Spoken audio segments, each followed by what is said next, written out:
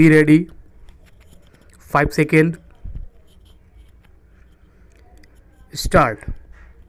That does not mean that I dislike language being a very important matter in our administration or education or culture. I recognize that the language of the people is a vital matter for their development, whether it is education, administration, or any other matter. But there is a distinction between developing the language to the fullest extent and this passion for building up a wall around a linguistic area and calling it a border. I completely accept the statement that people cannot really grow except through their language, but it does not follow that in order to make them and their language grow, a barrier must be erected between them and others. The various language areas in India represent the development of history through the ages. But drawing a hard and fast line between two areas is, I think, carrying it too far. As a matter of fact, it just does not matter where you draw your line. If you judge a border purely from the linguistic point of view, you will be going against the wishes of many people. Invariably, there are bilingual areas. As long as you cannot prevent people of one state from going to another, there will always be bilingual areas. Are you going to stop, contrary to the dictates of the Constitution, the movement of workers or of other people from one state to another? You cannot.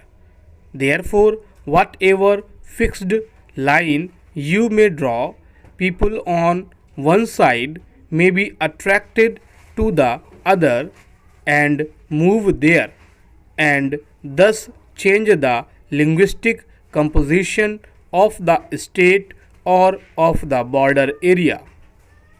Are we going to sit down every few years and say the language ratio of this particular tehsil or taluk has changed and therefore it should be taken out of this state and put into another?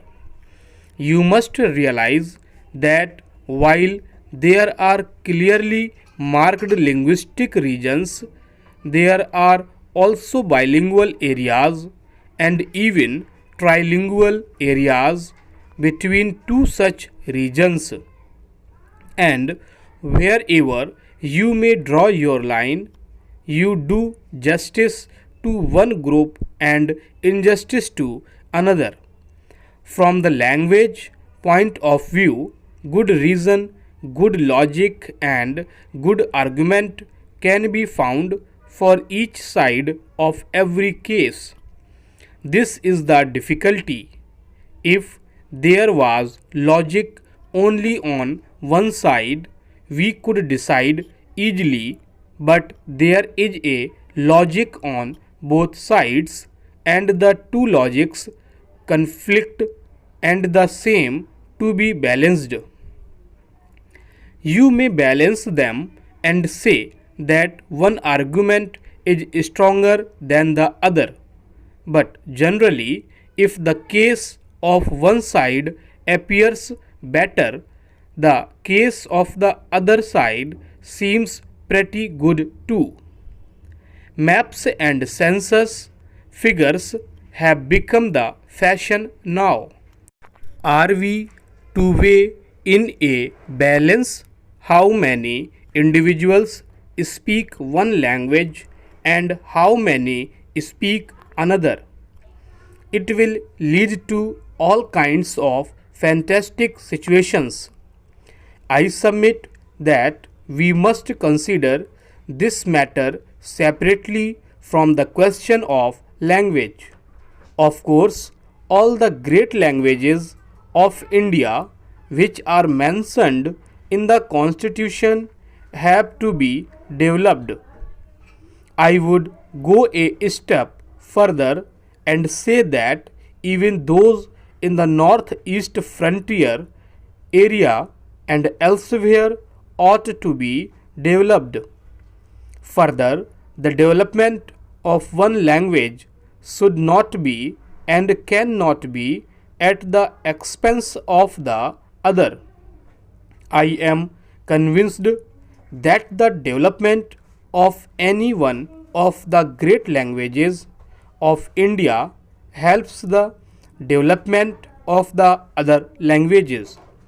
It is my privilege, however unworthy I might be, of being the president of the Sahitya Academy, started a year or two ago, where we deal with all the languages of India and try to encourage them.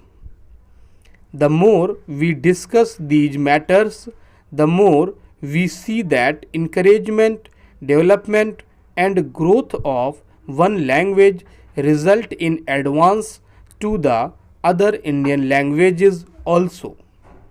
Going one more step, I would say that the knowledge of a foreign language helps the growth of an Indian language.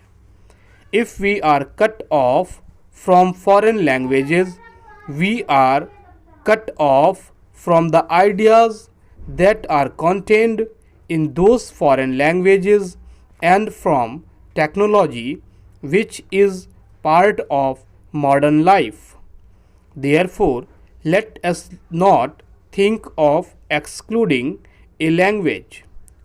Quite frankly, I do not understand the way some people are afraid of the Urdu language.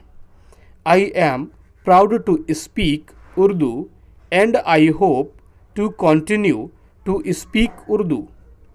I just do not understand why in my state in India people should consider Urdu a foreign language or something which invades their own domain. Urdu is a language mentioned in our constitution. I object to any narrow mindedness in regard to Urdu. It is no use dragging philology into these language controversies. Take the Punjabi language. We have heard learned arguments about the origin of Punjabi and the Gurumukhi script and how far it is connected with Hindi and so on, as if the source was of paramount significance. What matters is what people do today. Let scholars go into the past of Gurumukhi and Hindi. If people in the Punjab or elsewhere wish to use it, let them use.